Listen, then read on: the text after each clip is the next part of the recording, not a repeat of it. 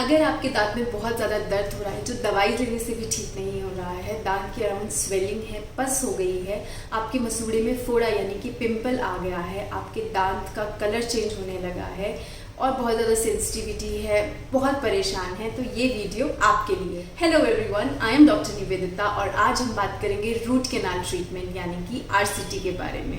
इस वीडियो में हम जानेंगे कि आरसीटी की ज़रूरत क्यों होती है, कैसे होती है और उससे रिलेटेड कुछ कॉमन क्वेश्चंस। तो स्टार्ट करते हैं। तो जब भी हमारे मुंह में कोई कैविटी होती है और उसमें पेन नहीं होता है तो मोस्टली लोग उसको इग्नोर करते हैं और उसका टाइम से ट्रीटमेंट नहीं लेते हैं। धीरे धीरे वो कैविटी डीप होती रहती है और गहरी होती रहती है और वो दांत के सेंटर में, दांत के पल्प तक पहुंच जाती है। जैसे ही वो दांत के सेंटर में, पल्प के पास पहुंचती है, हमारे दांत में बहुत ज़्यादा दर्द होना शुरू हो जाता है। उस कैविटी में जितने भी माइक्रो ऑर्गेनिज्म यानी कि कीटाणु हैं वो हमारे पल्प को, जिसमें हमारी नसें होती हैं, उसमें कर देते हैं इन्फेक्शन। और जब हमारे पल्प में इन्फेक्शन हो जाती है तो हमें ज़रूरत पड़ती है रूट कैनाल ट्रीटमेंट की। तो रूट कैनाल ट्रीटमेंट के लिए सबसे पहले जब आप डॉक्टर के पास जाते हैं तो वो आपका एक्सरे लेते हैं ताकि हम 100% श्योर हो सकें कि आपकी कैविटी पल्प तक पहुंच गई है। उसके बाद आपका रूट कैनाल ट्रीटमेंट स्टार्ट किया जाता है। बहुत सारे लोग पूछते हैं कि क्या रूट कैनाल ट्रीटमेंट में पेन होता है? तो जी नहीं, रूट कैनाल ट्रीटमेंट में आपको पेन नहीं होता है, क्योंकि जब हम रूट कैनाल ट्रीटमेंट करते हैं उससे पहले हमेशा आपके दांत को सुन किया जाता है।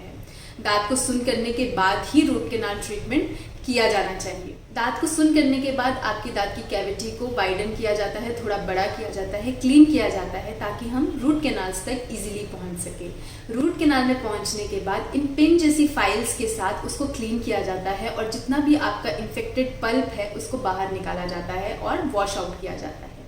उसके बाद इन कैनाल्स को हम थोड़ा वाइडन करते हैं, क्लीन करते हैं ताकि इसमें हम परमानेंट मटेरियल फिलिंग के लिए भर सके।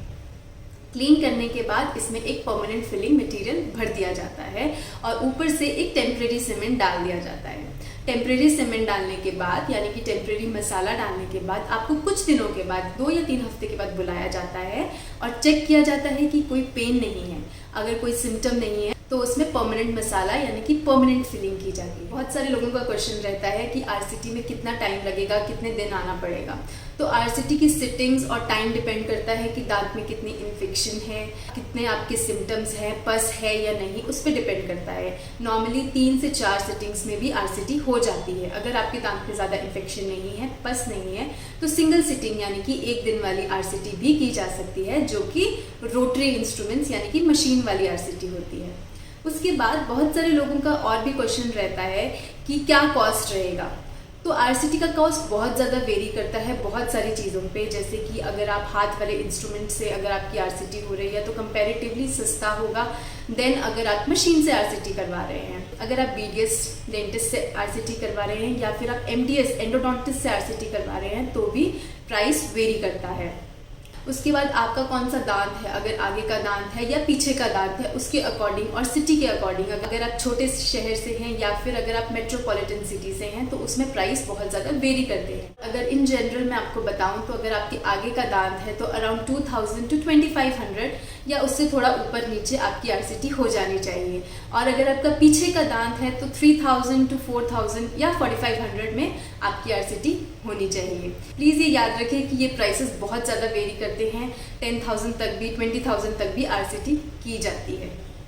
बहुत सारे और भी क्वेश्चंस आते हैं आरसीटी रिलेटेड, जैसे आरसीटी होने के बाद दांत में दर्द, आरसीटी फेलियर और बहुत सारी चीज़ें। तो उसके लिए हम एक सेपरेट वीडियो बनाएंगे। अगर आपके कोई ऐसे क्वेश्चंस हैं तो प्लीज़ कमेंट बॉक्स में लिखिए ताकि मैं उनके ऊपर एक सेपरेट वीडियो अलग से बना सकूँ।